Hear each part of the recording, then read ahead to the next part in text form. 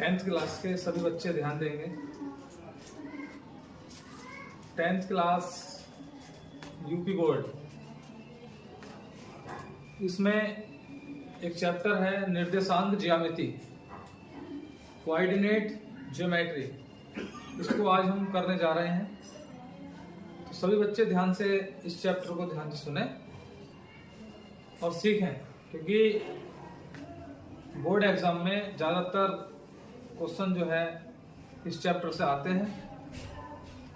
तो हम इस चैप्टर को स्टार्ट करने जा रहे हैं, ध्यान से सुनिए जरा। ये चैप्टर है 7।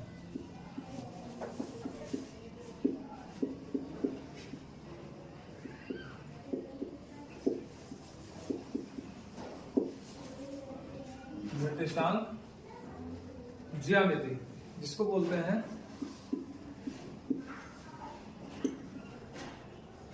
Coordinate geometry. ठीक है, तो इसमें सबसे पहले कार्तीय पद्धति हम पढ़ेंगे।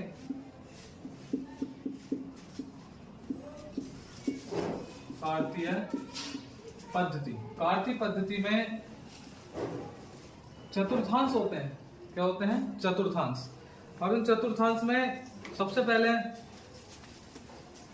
ये अक्ष होती है हमारी वाई, और ये अक्ष होती है वाई डैश।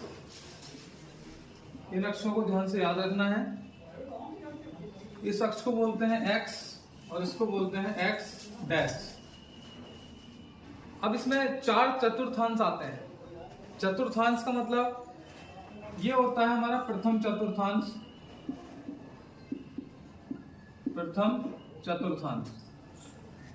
जिसमें जो चिन्ह लिए जाते हैं वो लिए जाते हैं केवल प्लस प्लस वाले चिन्ह। ठीक है, ये होता है द्वितीय चतुर्थांश।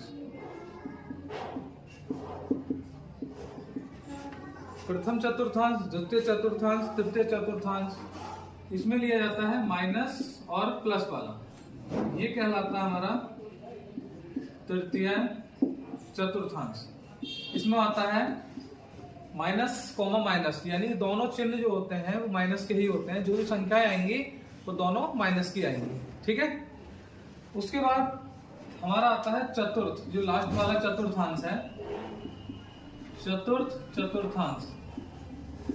इसमें पहले प्लस, उसके बाद माइनस।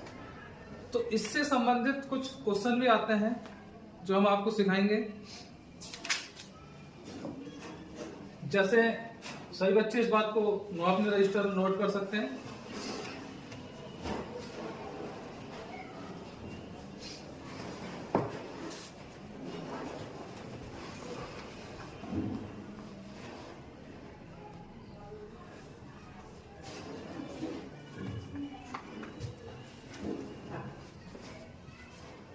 ठीक है, अब हम इसके बारे में क्वेश्चन करेंगे।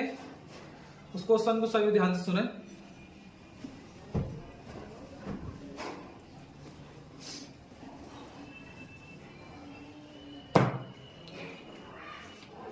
जैसे हम प्रश्न करेंगे कि बिंदु 4,-3 किस चतुर्थांश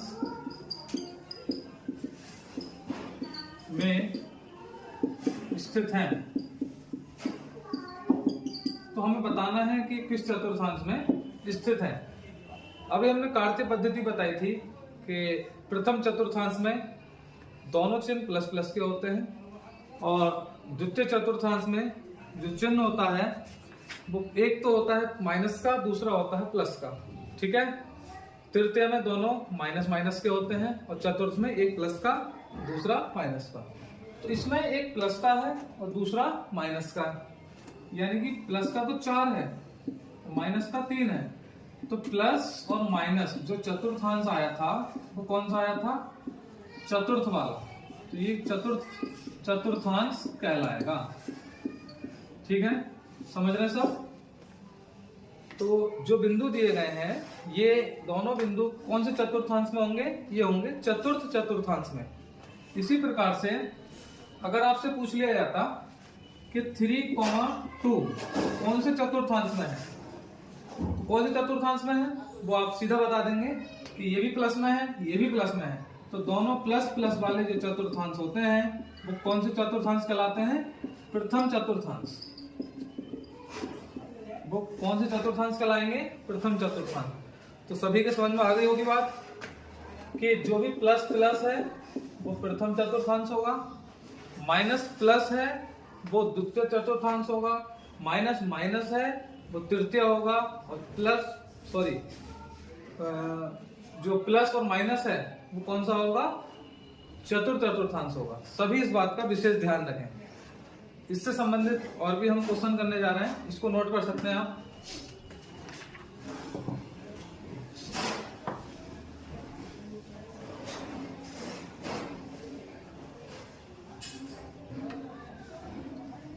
अब हम बात करेंगे जो कार्तीय तल होता है, जो हमने सिखाया था अभी आपको कि कार्तीय तल में दो चीजें और ऐड हुई हैं। एक होता है भुज और एक होती है कोटि।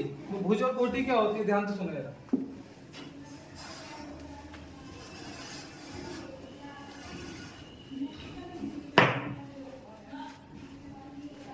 मान लीजिए कोई बिंदु है, सीधी सीधी सी बात याद रखनी है आपको कि कोई बिंदु है, एक है 4 और एक है 3। मान लीजिए x है और ये y। अब हम कार्तीय तल में अगर बात करें, कार्तीय तल में ये वाली जो हमने रेखा बताई थी आपको y, और ये वाली रेखा कौन सी बताई थी? x। तो इसमें भुज और कोटि क्या होता है? तो सीधी सी बात ये है कि 4,3 में अगर भुज और कोटि हमको निकालनी है तो पहला जो बिंदु है ये कहलाता है भुज। क्या कहलाता है? भुज। और जो दूसरा बिंदु होता है उसको बोलते हैं कोटि। अगर आपके एग्जाम में कोई सवाल इस तरीके का आता है तो आप आराम से कर सकते हैं। उम्मीद है कि आप सब समझ गए होंगे कि जो भी बिंदु आएंगे उसमें अगर पूछा जाएगा, जैसे क्वेश्चन है, मैं क्वेश्चन आपको बताता हूं।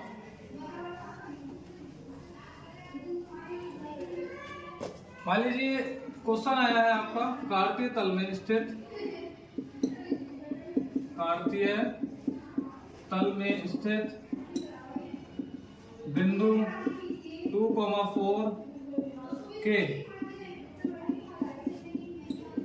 कोटि का मान है। अब ऑप्शन दे रखे हैं इसमें,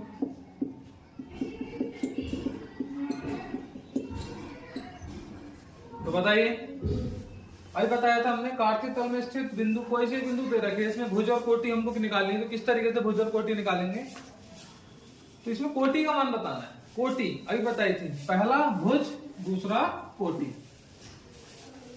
ये भुज और ये क्या होगा? कोटि। इसमें कोटि का मान कितना होगा? 4।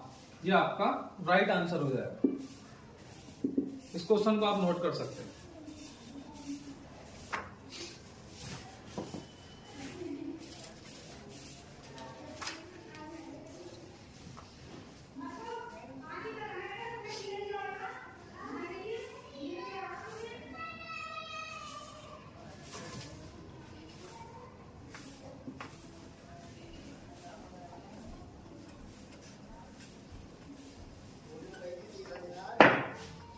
इसमें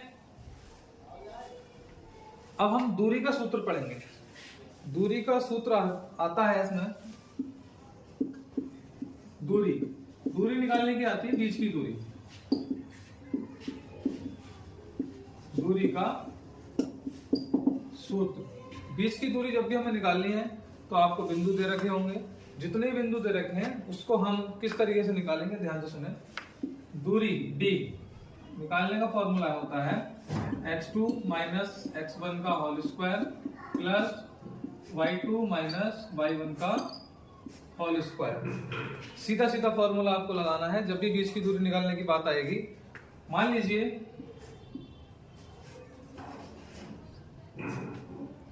प्रश्न है आपका बिंदुओं,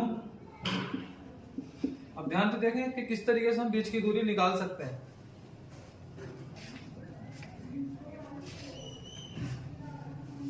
4,6 और 2,3 के बीच की दूरी ज्ञात कीजिए। दो बिंदु दे रखे हैं, एक बिंदु दे रखा है आपको 4,6, दूसरा बिंदु दे रखा है 2,3। इन दोनों बिंदुओं के बीच की दूरी हमको निकालनी है। किस तरीके से इन दोनों की बिंदुओं के बीच की दूरी हम निकाल सकते हैं, सभी ध्यान से सुने इस बात।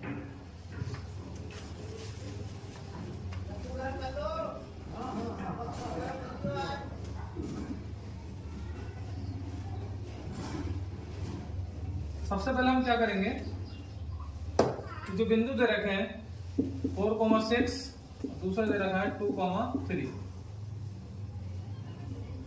इसमें पहला बिंदु x1, इसको y1, x2, y2, ये मानना पड़ेगा आपको, हर सवाल मानना पड़ेगा बीच की दूरी निकालने के लिए।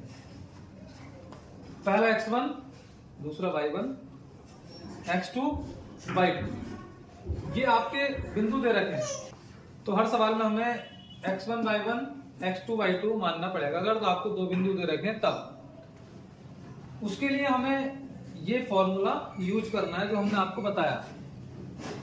इस फॉर्मूले से हम सवाल को किस तरीके से करेंगे, इस बात को ध्यान से सुने। रूट लगाना है, अंडर रूट x2 की वैल्यू दे रखी है 2 माइनस x1 की वैल्यू दे रखी है 4, स्क्वायर कर दीजिए।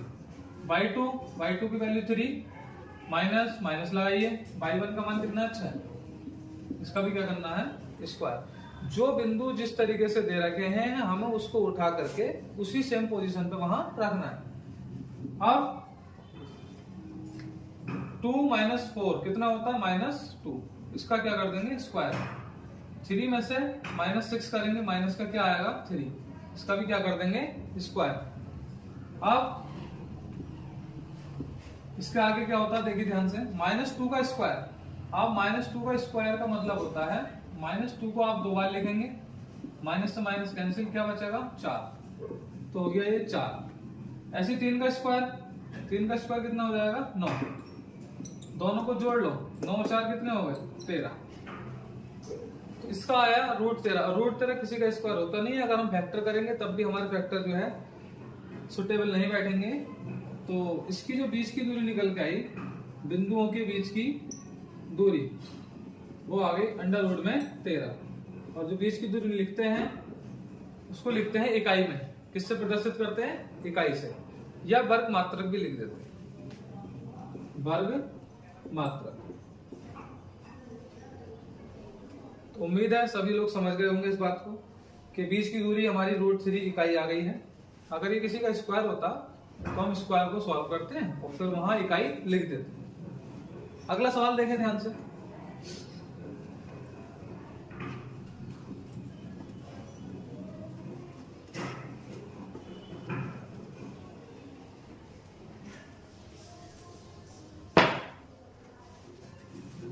अब एक मूल बिंदु वाला हम सवाल आपको कराने जा रहे हैं, ध्यान से देखना है।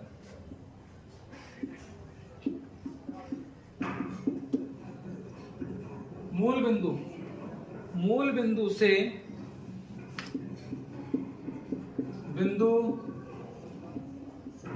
बिंदु दे रखे हैं आपको 3, -4 के बीच की दूरी ज्ञात कीजिए। मूल बिंदु से हमें जो है दूरियां ज्ञात करनी है। किस तरीके से मूल बिंदु से हम दूरी ज्ञात करेंगे, ध्यान से सुन लें। एक तो बिंदु आपको दे रखा है 3, -4, और दूसरा जो मूल बिंदु की बात करी है, हमें मूल बिंदु नहीं पता। तो मूल बिंदु क्या होता है, ध्यान से सुनेंगे। मूल बिंदु को हम लिखते हैं 0,0, क्योंकि जो तल होता है यहाँ पर क्या होता है, 0 से स्टार्ट होती है। कोई भी संख्या स्टार्ट होती है 0 से होती है। यहाँ जाती है +1, 2, 3, सारी संख्या प्लस, यहाँ माइनस माइनस माइनस। इसी प्रकार से जो है आप ध्यान रखेंगे, जो भी मूल बिंदु होते हैं वो सब 0 0 होते हैं। तो आपको एक बिंदु दे रखा है ये, दूसरा बिंदु हमारा निकल का है मूल बिंदु 0, 0। अब इसी को x1 मानेंगे, y1 x2 और y2, x1 y1 x2 और y2। सवाल को ध्यान से करें इसको।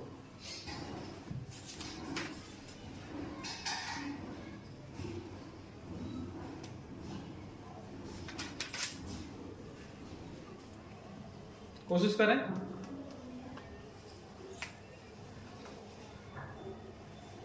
जो ये काटे तल है इसको आप ध्यान से उतार भी सकते हैं याद रखने के लिए। ये होता है आपका 0, इधर के जो भी चिन्ह होते हैं सब माइनस, इधर के प्लस, ये भी प्लस, और ये क्या में जाते हैं, माइनस में जाते हैं। और इसको बोलते हैं मूल बिंदु, यानी कि ये होता है मूल बिंदु 0। ठीक है, नोट करिए रहा।